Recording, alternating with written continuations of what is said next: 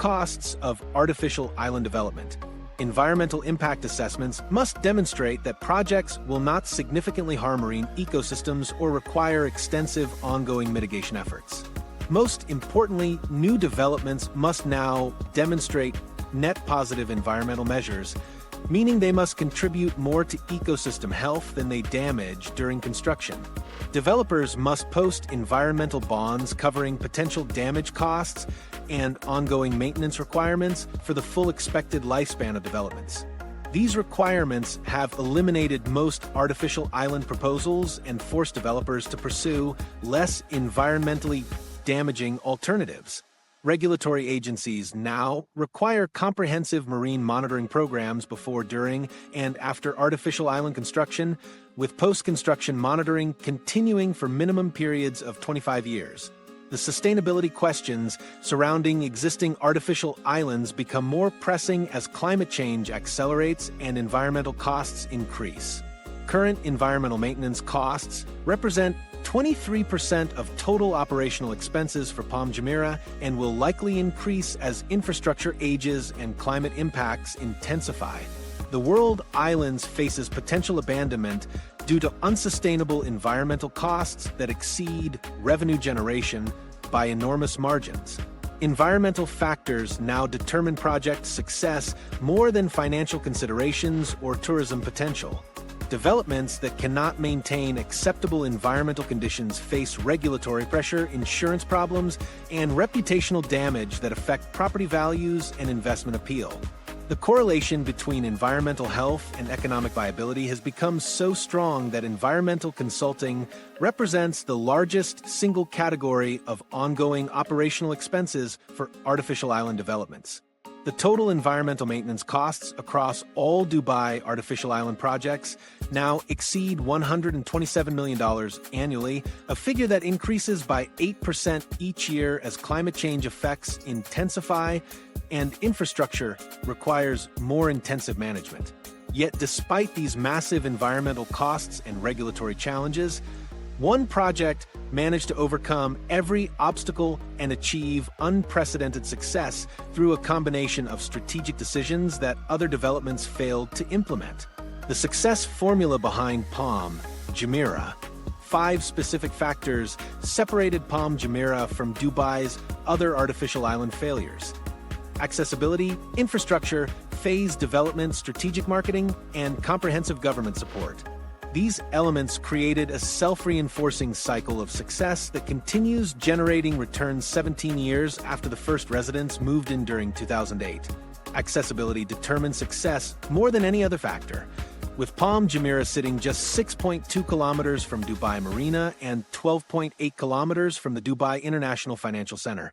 This proximity allowed residents to maintain professional lives in downtown Dubai while enjoying beachfront living, creating demand from working professionals rather than just vacation home buyers.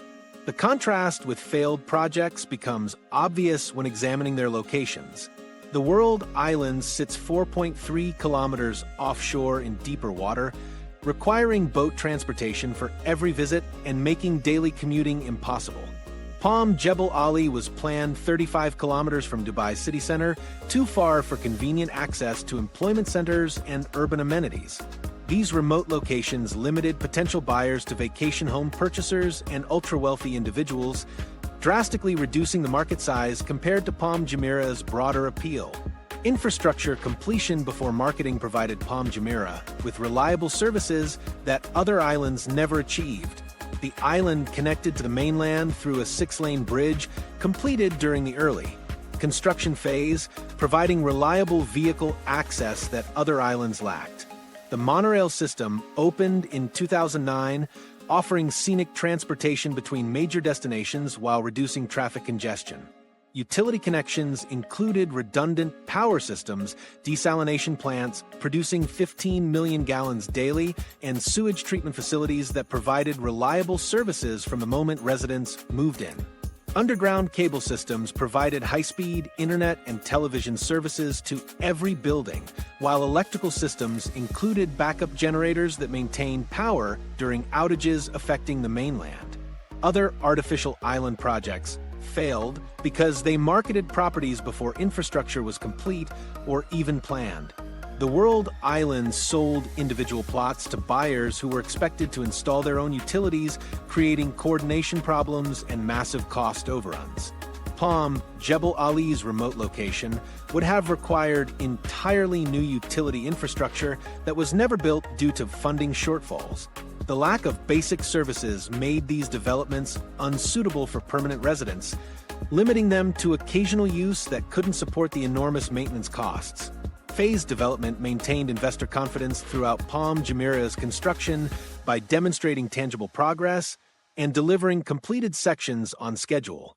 Land reclamation finished in 2006, with the first residents moving in by 2008, allowing early completions to show potential buyers that the development would actually be finished.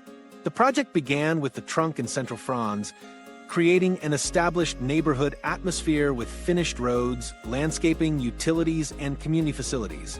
New buyers could visit functioning areas and see actual residents enjoying island life, making purchase decisions easier than relying on architectural renderings. The failed projects attempted to market entire developments simultaneously without demonstrating completion capability through smaller phases. The World Islands sold 300 individual islands to different buyers who were supposed to coordinate development efforts without central planning or shared infrastructure. Palm Jebel Ali was marketed as a complete development, but construction stopped before any habitable areas were completed, destroying buyer confidence and eliminating any possibility of revenue generation during construction. Strategic marketing positioned Palm Jumeirah as an exclusive residential community rather than an investment speculation opportunity. The sales approach emphasized lifestyle benefits, including private beaches, marina access, and proximity to Dubai's business districts. Marketing materials showed families living on the island and highlighted community amenities that created social connections between residents. The strategy attracted end users who intended to live on the island rather than speculators seeking quick profits. The marketing timeline coincided with infrastructure completion, allowing buyers to see finished amenities and functioning community facilities rather than relying solely on promotional materials. Failed projects relied on speculative marketing that emphasized potential returns rather than lifestyle benefits. The World Islands marketed individual ownership of entire countries, appealing to ego rather than practical residential needs. Palm, Jebel Ali promotions focused on size and luxury features without demonstrating how residents would actually use the remote location. These marketing approaches attracted speculators and wealthy buyers seeking prestige symbols rather than communities of permanent residents who would support local businesses and maintain property values.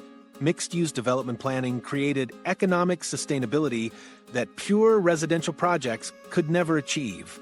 Palm Jumeirah integrated luxury hotels, retail centers, restaurants, and entertainment venues that generated revenue from both residents and visitors.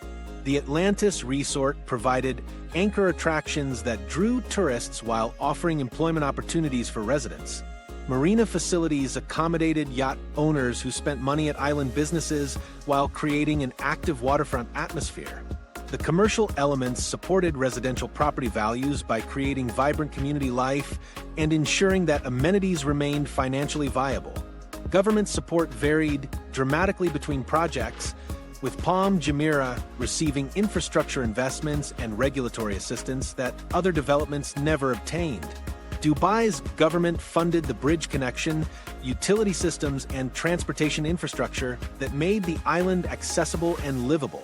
Regulatory approvals proceeded smoothly with government backing, avoiding delays that plagued privately financed projects. The Dubai municipality provided public services including police, fire protection, and emergency medical services that created a secure environment for residents. The government designated Palm Jumeirah as a strategic tourism project, providing marketing support and favorable policies that encouraged international investment. Government-owned Emirates Airline promoted the island in international advertising campaigns, generating global awareness that drove buyer interest. Tax policies and residency programs created incentives for foreign buyers while ensuring that government revenues increased with project success. Other artificial island projects received minimal government support and faced regulatory obstacles that prevented successful completion. The world islands encountered permitting delays and environmental restrictions that increased costs and extended timelines. Palm Jumeirah lacked government infrastructure commitments, making it impossible to provide basic services to future residents. Without government backing, these projects faced financing difficulties and regulatory challenges that proved insurmountable. Modern sustainability requirements now influence artificial island development, with projects like Jumeirah Island using ECO-packed concrete that cuts CO2 emissions by 42%. These environmental considerations reflect lessons learned from earlier projects and demonstrate how technical innovations address both regulatory requirements and long-term viability concerns. The success formula demonstrates that artificial island projects require strategic location, infrastructure priority, phased execution, practical marketing, mixed-use planning, government support, and proper timing to achieve viability. These elements must work together simultaneously rather than being addressed sequentially. Palm Jumeirah succeeded because it optimized all these factors from the beginning, while failed projects ignored critical elements or assumed they could be addressed later. The comprehensive planning approach that created Palm Jumeirah's success has fundamentally influenced how Dubai now approaches artificial island development in ways that few people realize. Dubai's 2025 strategy and future plans. Under the D33 strategy, Dubai prioritizes sustainable, functional developments over grandiose concepts that characterized the artificial island boom of the 2000s.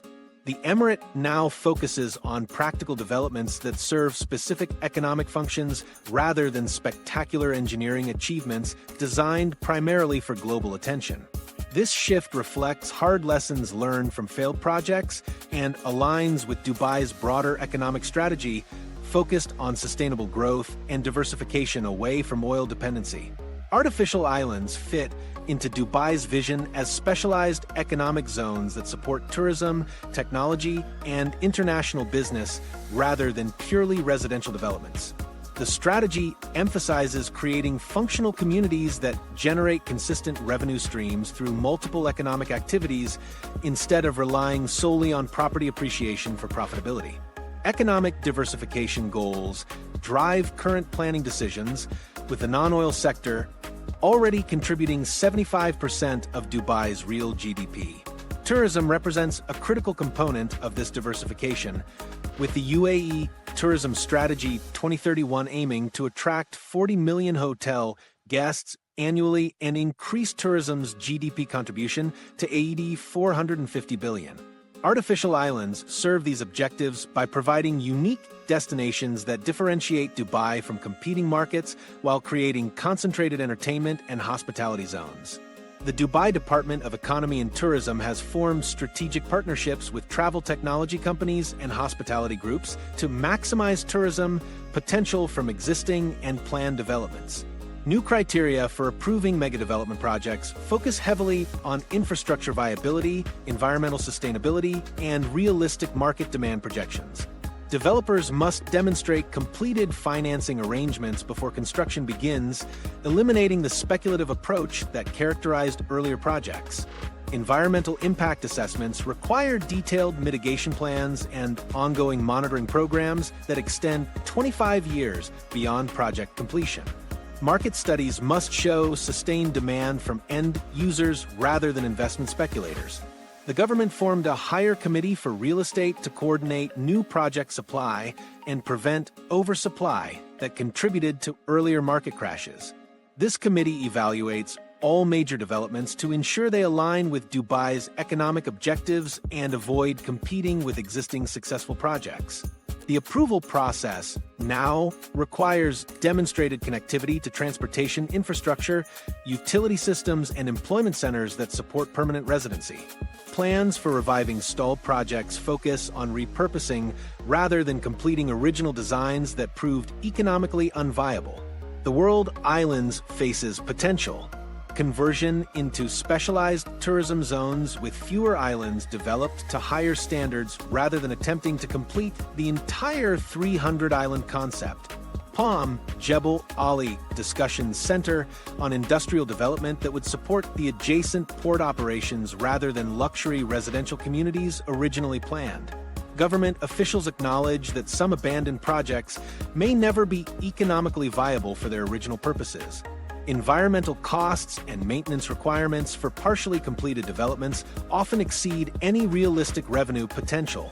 The focus has shifted toward managing environmental impacts while exploring alternative uses that could generate some economic benefit from existing infrastructure investments. Current planning incorporates specific lessons from past failures, particularly the importance of location, timing, and infrastructure completion.